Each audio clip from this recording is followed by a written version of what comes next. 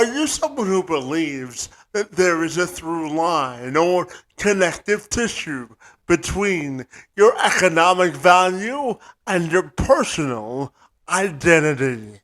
Well, according to my friends over at Empower, they report that approximately 7 out of 10 Americans, or 71%, believe that more money would solve the majority of their problems. Meanwhile, a third, or 32%, of millennials believe the same thing, and 37% of baby boomers believe if they could obtain an average of $15,000 in extra financial capital, would make a meaningful impact on their lives and boost America's feeling about their financial security and health for an average of 6 months. For my friend Sam LaCrosse, he helps people to connect the dots between their economic value and personal identity. More specifically, he helps ambitious professionals clarify and achieve their next big goal by reclaiming their value-based identity in 90 days without upending their lives, sacrificing their health, and wasting any more time on things which do not work. This Ohio native turned Austin, Texas transplant says, to live a full life, both things can be equal, and if we can find the appropriate balance, that our overall feeling of success and contentment with how our life circumstances are playing out will reach the summit of critical acclaim and LaCrosse. Join me this week to tell me more. I'm Kevin McShann. Let's have this conversation.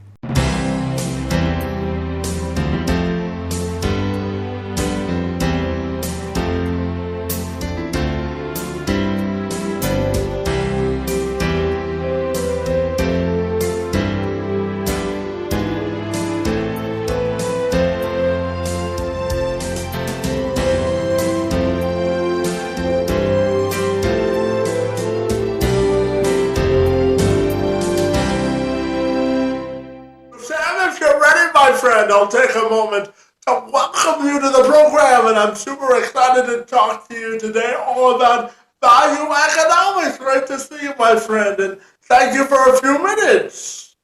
Awesome. Thanks, Kevin. Appreciate it, man. It's great to be on your platform. I'm really blessed, so thank you.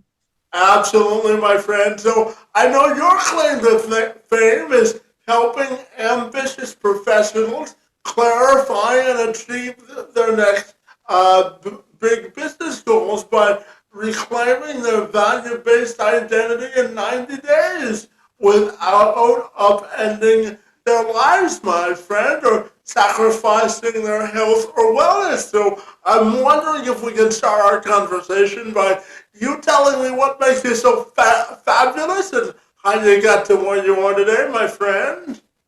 Well, I mean, it's I don't know if I describe myself as fabulous just as yet, but I think that that's basically Value Economics Academy is the startup I created back in December of 2023. It's basically an alternative education company meant to, I would say, disrupt a lot of the current narratives and the vocations inside of the current education system. And so we do that by incubating a very community-oriented, value-driven approach to kind of learning the foundations and let everything flourish from there. So basically, Value Economics Academy was birthed out of my first book, Value Economics, The Study of Identity, that was published in 2022. It was a 2-time #1 Amazon bestselling book. It was featured in a Forbes article. A lot of people got value out of it. And I think that what really stuck out to the book was, or from the book to a lot of people, was just how relatable it was to people at different stages in their lives and what they wanted to do with going forward. So I think that from that standpoint, I wanted to make something more actionable about it, which I turned into this business. And now it's going pretty well, if I can say so myself. And we have a lot of guys that are doing a lot of really cool stuff in terms of just either, kicking pornography, kicking alcohol, beating other addictions, getting black belts in Brazilian Jiu-Jitsu, starting podcasts, starting businesses. It's kind of cool how much value has been unlocked by just focusing on value. And I think that that's going to be a really big emphasis of mine going into the future, regardless of where it eventually takes me. So yeah, it's been cool. Yeah, absolutely. So, Sam, tell me, what do you think it means to maximize both your economic and life potential? What do you think that means, my friend? I think that maximizing is kind of a misused word in a lot of ways. So I actually don't like to use that word when talking about values in many ways, because I think that leads to excess of values and getting away from value itself. But I think that living life to your full potential means living true to what you believe is correct for you in your life. And this is not like a my truth statement or anything, because I believe in the truth, not my truth or your truth or anyone else's, because there's only really one truth, which is the truth we all have to live by. But I think that overall, in general, living to what you believe is important is the clearest way to live a maximized and fulfilled life, in my opinion. Because if you're living on behest of other people and what they deem as important, you're probably going to abandon what you deem as important quite quickly at the drop of a hat whenever it's convenient for you to do so, which I don't think is very productive, very useful, or really anything of the sort. So I think that really living a maximized life to me is living one where you can be, I would say, as authentic to what your principles tell you is possible. And therefore, your principles and living by the truth will guide you to whatever destination you end up as, whether it's as a public speaker like you, or an entrepreneur and public speaker like me, and a lot of other things, or a writer or an author, or whatever you want to do. There's no really path that's either right or wrong, but if it's the one that speaks to your values, then I think that's probably the best path for you, I would care to venture. Yeah, and Sam, I'm wondering if you can complete this sentence for me, buddy. I want to know, in your opinion, achieving professional goals comes for ambitious people if they're willing to do what, my friend? What do you, or how would you complete that sentence? Living by their values. I think that's the biggest way to complete that sentence, at least for me. Like I'm pretty much a parrot in this way. Like it always comes back to a values question for me at the end of the day. There's a reason I think why people a lot of the times, particularly recently, are kind of trying new things, whether it's creating content or they're moving out to create entrepreneurial ventures or go into different professions or something, is because they're feeling that misalignment. Rather, I think that's kind of what a lot of burnout really is in a lot of ways. And there's kind of a big thing around the supposed great resignation and a lot of the things that are going on in the labor market and everything. And I think a lot of it is just kind of an overall unmasking of a misalignment in values between employers and employees. And I think people are really starting to grasp that and understand that. And I think that from that standpoint, it's easy to basically get baked into that if you're not careful. And so I think that basically success in your career is doing whatever your values tell you and not compromising those for anything, and really just sticking to that point, whether or not, if it's painful or not, it probably is going to be. But if you can bear it, then I think it's a really, really good way to go about living your life, in my opinion. Yeah, absolutely. And Sam, just before I ask you about the granular details of your book, I'm also curious to ask you about your definition of what it means to infuse or emphasize inclusion at work. As you know, Sam, I speak to business professionals all the time about their diversity and equity and inclusion practices. So I'm curious, what does it mean to you to maximize inclusion and give folks with disabilities a chance to succeed at work? What does that mean to you, my friend? Well, I think it's a really interesting question, because I have a younger sister with pretty severe autism, and she's kind of finding her way in the workplace as well. So I think that it's a very difficult question to answer, right? And I think the way that I would answer that question is because I think what diversity in a lot of ways should be, and what I think in a lot of ways, unfortunately, it's failed to be, is casting as wide of a net as possible. So including everyone inside of your initial screening process as possible, but being pretty, you know, definitive with how we let people in, regardless of things like gender or skin color or sexual orientation or everything else. I believe that if you can do a job, you should be able to do the job, and no prior thing, whether it is you being disabled with something or you having a different skin color than me or something else, should disqualify you. But at the end of the day, I am a meritocrat. I believe in doing a job right and doing a job properly. And so if that person can do the job, whether they have a pre-existing condition or not, I think that person should be considered for the job. I don't believe in giving handouts. I don't believe in giving anyone, really a fair or an unfair advantage because they have something quote unquote wronged about them. But I think that everyone should be given equal opportunity to do what they want to do, whether or not they're coming from a place of lack, a place of abundance, or somewhere in between. I think that's where I would emphasize from there. Yeah, absolutely. So, my friend, let's talk about your book in value economics, which, as you mentioned before, is the study of identity, my friend. So, tell me about the book and how you help people cut through the white noise and sort of accomplishing the lessons and personal goals and accolades that they're looking to accomplish, my friend. Tell me about the book and why you decided to write it, my friend. Yeah, that's a good question. I've told it so many times. I think I have it by the back of my hand at this point. So I think basically with how value economics came about was really through a conversation I had with my mom all the way back in 2019. And my mom and I were talking about a lot of things. My mom is very well versed in a lot of different types of conversation. She's very smart. And we were ending up talking about the subject of belief and believing in things or believing in movements or believing in whatever we want to believe in. And so she kind of had an offhand comment where she said that my generation, Gen Z, I just turned 26 back in October. And so I'm very old Gen Z. And she said, your age group really doesn't believe in much of anything. And I said that is very truthful in many ways, but also kind of harsh when you really kind of analyze it from a deep down perspective. And so I really started to analyze what really that trend my mom was pointing out was pointing to and where it could be solved at. And so I remember my dad in particular, but my family in general, in a lot of ways, in a lot of different areas, we were always a very value driven family in multiple ways and multiple facets. And so I thought that was a part of the answer, but I didn't really know how to describe it. And so I eventually had, one idea where we balanced the ideas of value and sacrifice between one another. And we would eventually get to a place where that trade-off would have to be somewhat articulated in some form or fashion. And it just turned out in my senior year of college, which was that fall, or fall turned into spring, and I actually was disrupted by the COVID pandemic and everything, so I didn't get to graduate or walk across the stage or anything. I kind of got my whole senior year derailed by that eventually. But before then, I had to take an advanced economics class in college to graduate. And so I remember being in the back of the class with some friends of mine at the time, and we were just kind of talking and goofing around, whatever.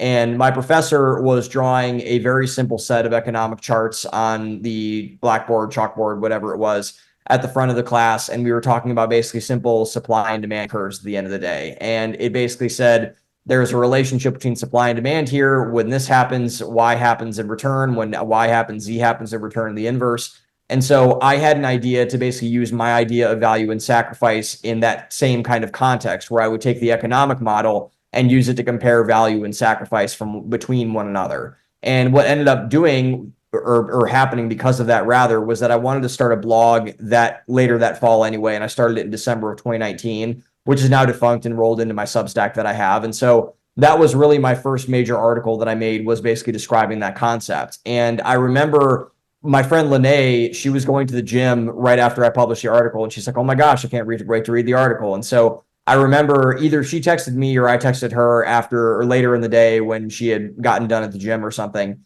And I remember we were talking and I said, "What did you think about the article?" And she said, "I thought it was really great and I got it." And I asked her why. And so she said that basically she was sacrificing an hour at the gym doing something else, sitting down watching Netflix, for example, because she wanted to be in shape and wanted to be healthy. So she got value out of sacrificing her time going to the gym.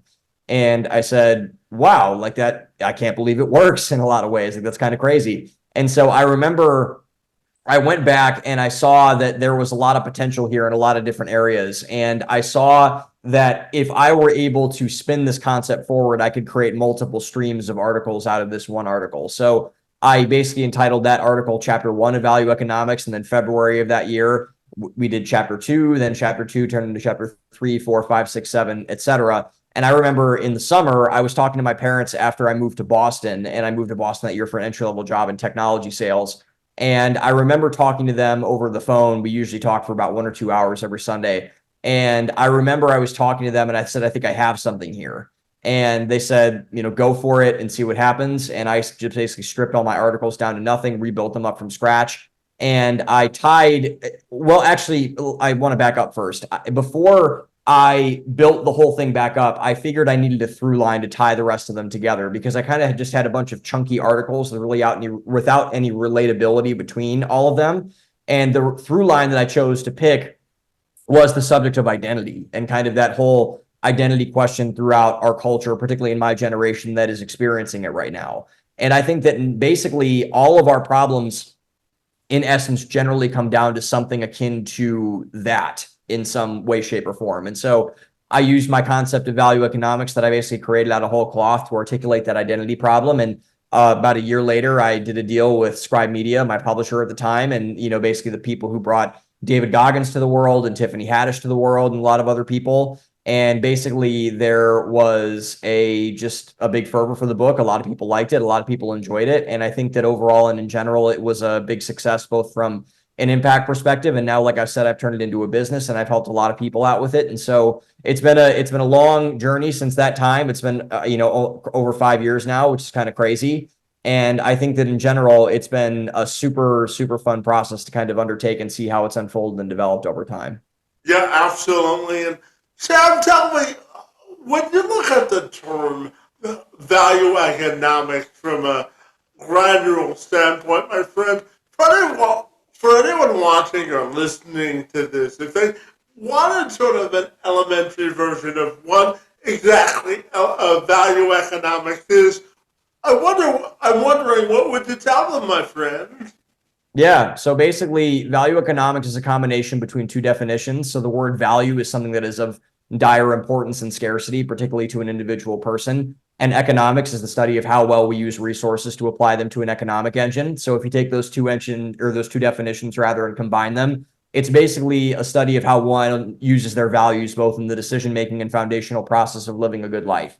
And that's what I like to articulate when talking about value economics to people. It's basically just knowing what's important to you, creating an identity based off of that, and making decisions on how to act in the world that are, I would say, apparent of those two other identities or those two other concepts, and spinning that forward into an identity that you can use to help navigate the world. So that would be my general elevator pitch.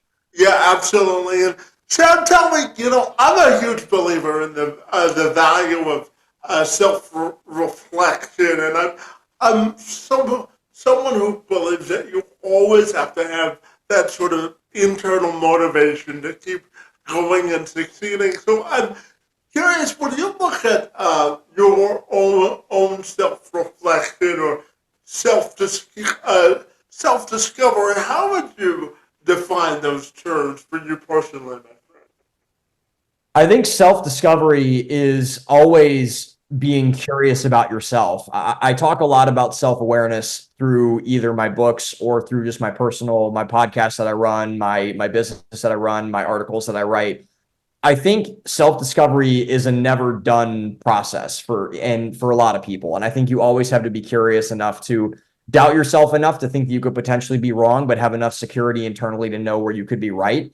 And I think it's always asking yourself questions surrounding your beliefs and your values and everything. And me personally, I've changed quite a bit since writing my first book. And it's hard to believe that, like I said, I wrote the first post almost or over 5 years ago now, rather. And now this year it will be 2 years since I released Value Economics and everything that's happened from there. And so it's been just a wild series of events from multiple ways. And I think that in general, it's just been very, very cool to see how all of that's really taken upon itself to really manifest into the future. And so I think from that standpoint together and putting everything together from that sense, it's always asking yourself very hard questions, challenging your beliefs, and making it very hard for you to sit with yourself for a long period of time without questioning something that you have going on. It's not doubting yourself, but it's always making sure that you are right versus wanting to be right in general. Because I think getting it right really has, I think, a lot of bad and negative consequences to a lot of other things together.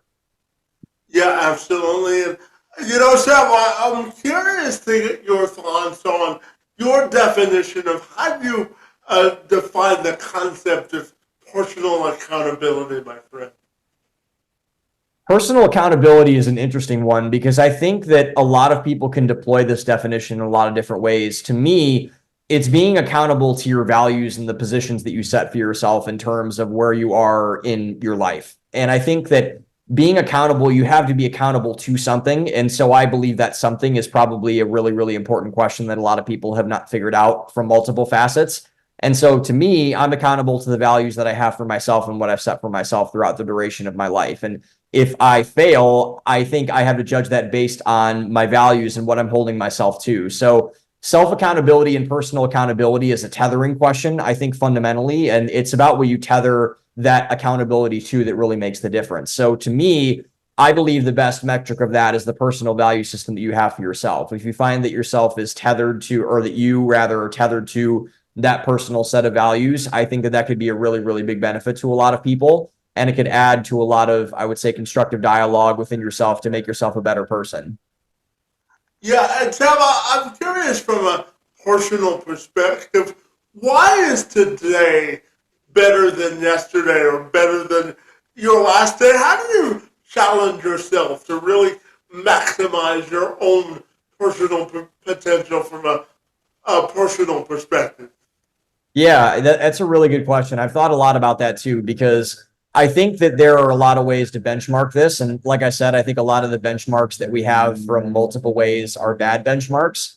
And so I think that for me, what I try to judge myself on is I heard a great quote from Robert Herjavec once that basically said that every day, if I feel like I lay my head down on the pillow and I'm tired, then that day was a good day. And I try to measure myself from that standpoint too. Like if I go to bed tired and wanting to sleep and wanting to recover, then I feel like I've utilized my day pretty effectively. But if I haven't, then I have more in the tank and I probably should have used it from somewhere else. So, in terms of something, if I feel like I'm tired and I feel like I expended energy to get to a place that I wasn't before, that would probably be the ideal sense of state from that standpoint.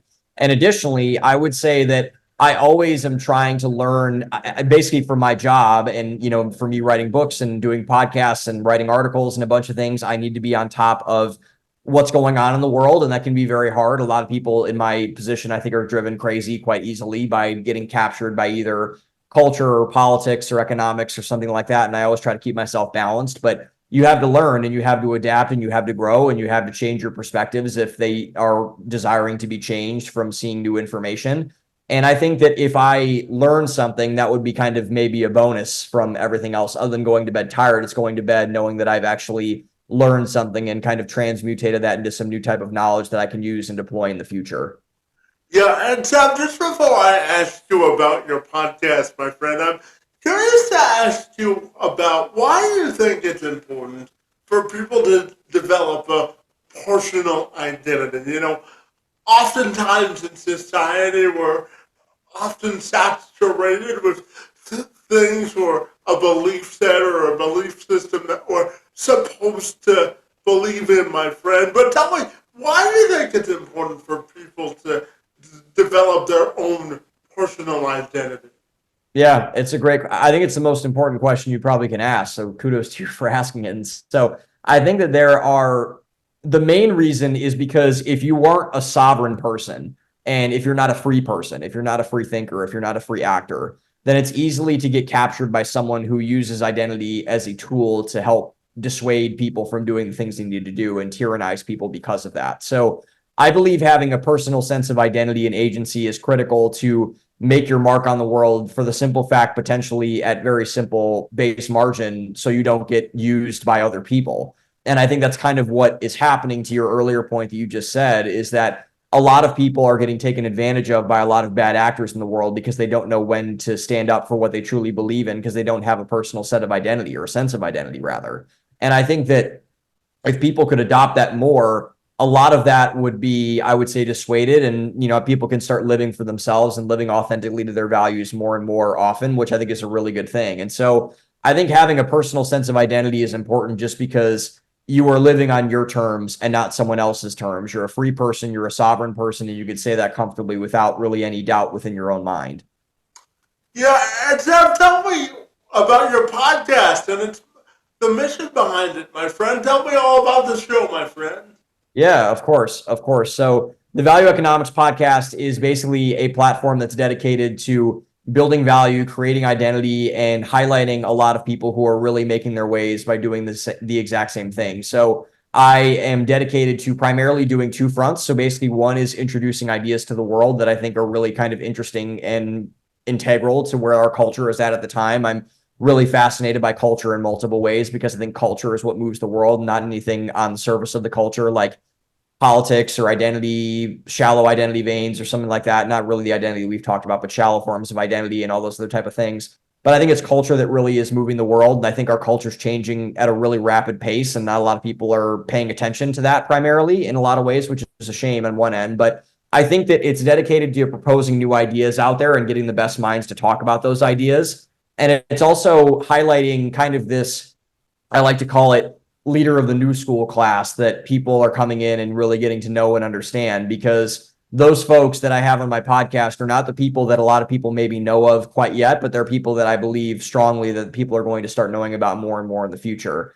And I'm very blessed to be, I would say surrounded by a network of a lot of people that I think are doing really, really awesome and beneficial things that do have a firm sense of identity, that have a firm sense of values, that are really kind of, moving that forward into the future. And I think that overall, that's something that we need more of. And we need, a lot of people like to point out all the negative aspects of the up and coming generations. But I know a lot of really cool people who do a lot of really cool stuff, ranging from, people who help people recover from addiction to people who help people get loans, to do psychotherapy, to being internet influencers, to being fitness coaches, networking officials, all those type of stuff. So I think that highlighting those people has been a really, really big privilege and a really big pleasure. And I think that, maybe giving them a bump up before they make it big, I think would be really cool to help people get discovered in some form or way.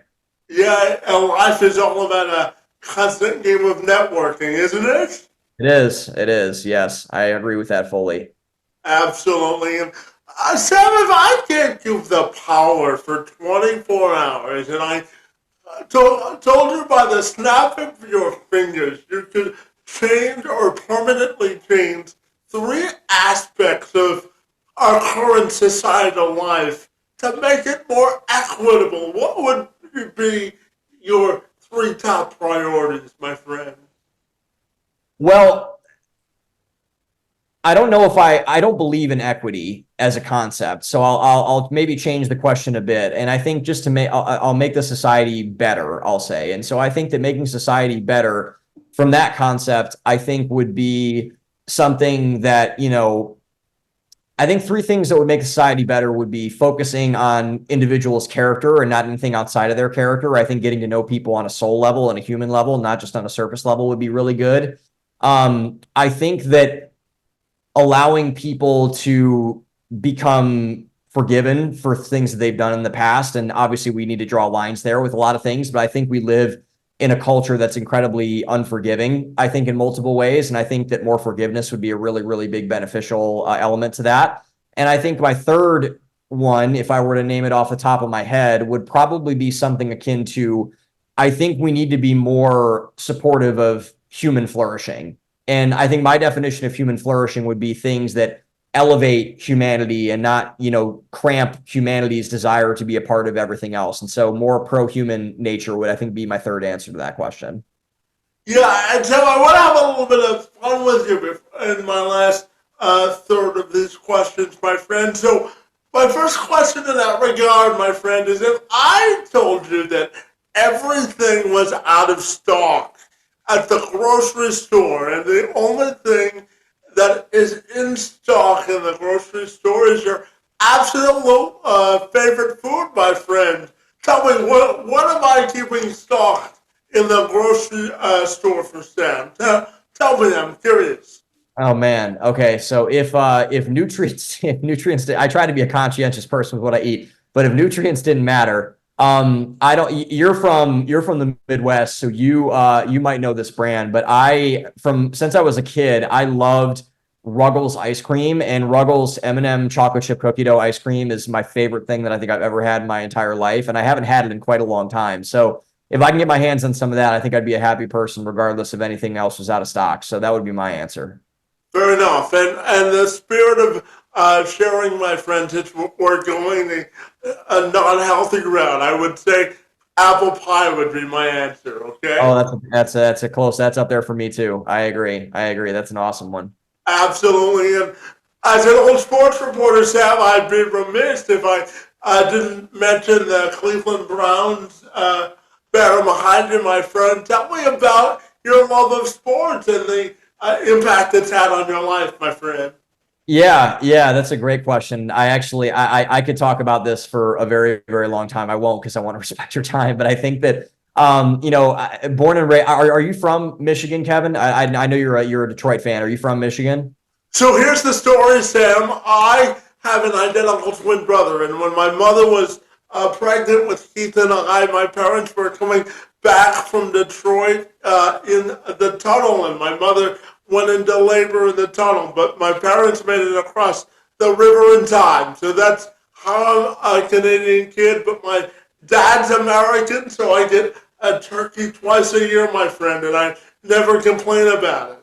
Yeah, I love it. I love it. Okay, that's a super cool story. That's way cooler than my Brown story. So I was raised about 20 minutes outside of Cleveland in a town called Avon. It's since become it was more of like a middle working class town. Now it's pretty upper middle class and ritzy from what I come back and see it. But I was born and raised there, and my family has been there for in Ohio and northern northeast Ohio specifically for about 4 generations now, ever since my great grandparents came over from Europe. And so we've always been Ohio people, and I will always be an Ohio person at heart, even though I live down in Austin, Texas now. And so, basically in Ohio, like it's kind of named, in terms of a lot of Midwestern states too, it's named the flyover state, and it's named a lot of other things in terms of like, oh, what's in Ohio? What's this? What's that? And so really the only thing that people in Ohio really look forward to in a lot of ways, in some ways, because we don't have the best weather, we don't have everything that kind of comes from that. But in general and overall, it's something that is probably the most important is our sports. And I would say being from Cleveland, we are a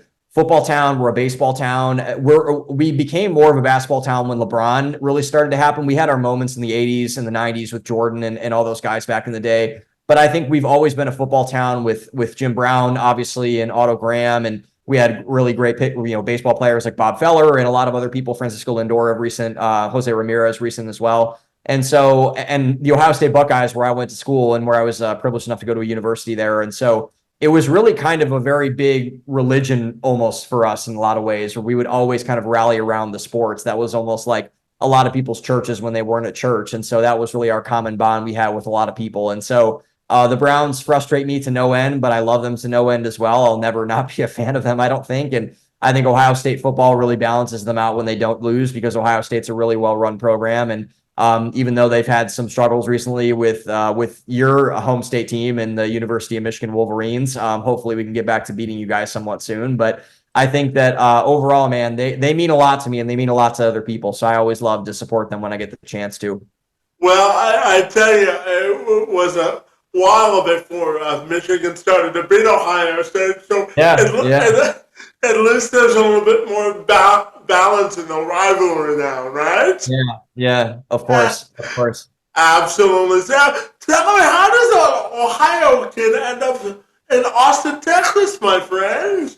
Yeah, yeah. So that's also a funny story. So basically, I've always actually wanted to live in Texas. I'm an author, so I'm naturally a romantic at heart versus a lot of other things. And so I always had like this romanticized version of what Texas was, and like this kind of John Steinbeck style go west young man type of persona about myself, even though I never wanted to live in California. I always was drawn to more Texas than the West Coast and the beaches and everything. I always like kind of the ethos of Texas. To me, it was very American. It was very kind of opportunistic. And a lot of people that I knew really went down to Texas when they wanted to accomplish something big, like work at a big time company or open a house or start a family or something like that. And so I have a lot of love for Ohio, but I always felt kind of drawn to Texas. It's kind of a weird, like mystic type of thing that I had versus everything else. And so there are a lot of things there that I think that really drew me to Texas, but I think it was really just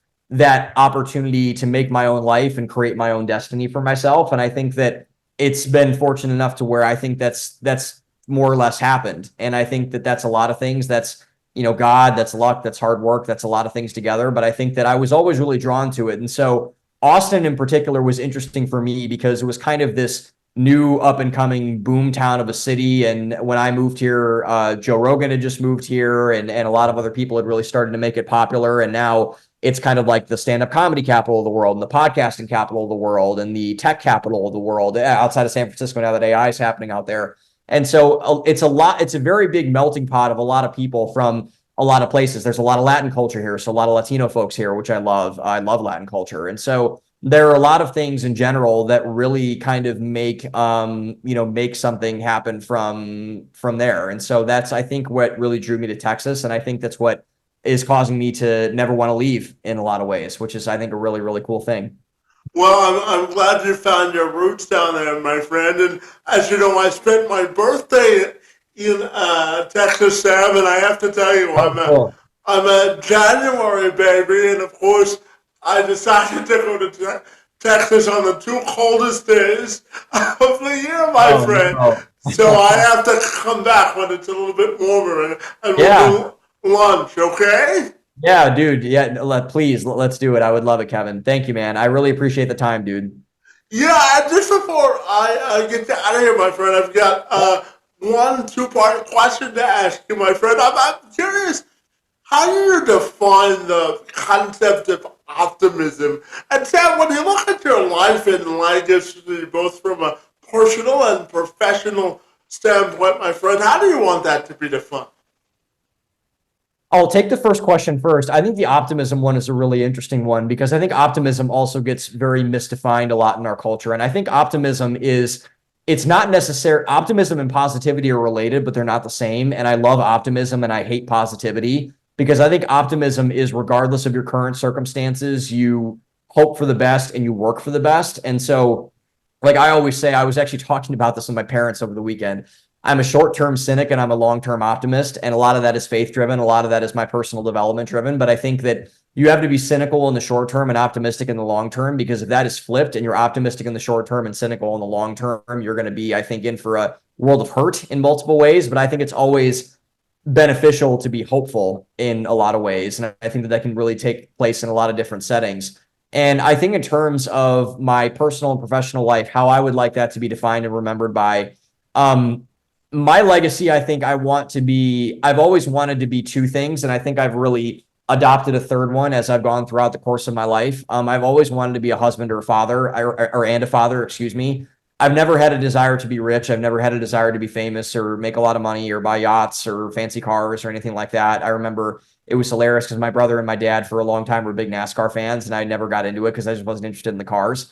But I always wanted to be a dad and I always wanted to be a husband. And I think recently, over the last couple of years, I think what's usurped both of those is I want to be a good Christian. I'm a very faith-based person, and I think my favorite people, regardless of what faith they choose, I have a lot of Muslim friends, I have a lot of Buddhist friends, I have a lot of Hindu friends, and a lot of people of different denominations of faith. But I think my foundation being set in faith is really something that I want to carry throughout the course of my life in multiple ways and in the most prominent ways. So if I can be remembered as a good Christian, a good husband, and a good father, I think I'll live a pretty good life.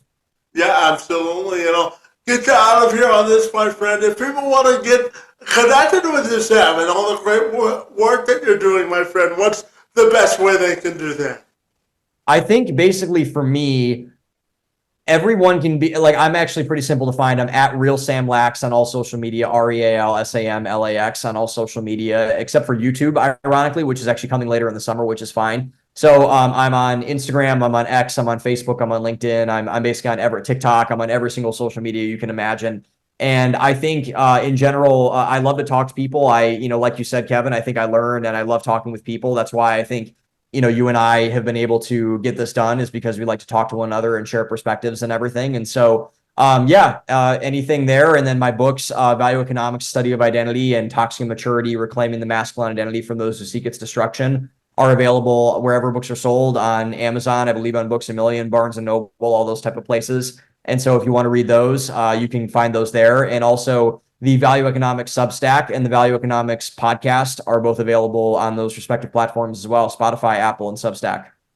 Fantastic. Well, Sam, I have to tell you, you're really getting off to a fast start and making impactful and meaningful difference, my friend. I want to Thank you for your time this afternoon, but I also want to thank you for your friendship and in agreeing to engage in conversation, my friend. I look forward to returning to Austin so we can connect in person. But for now, thank you for being here and for your time this afternoon. It's most appreciated.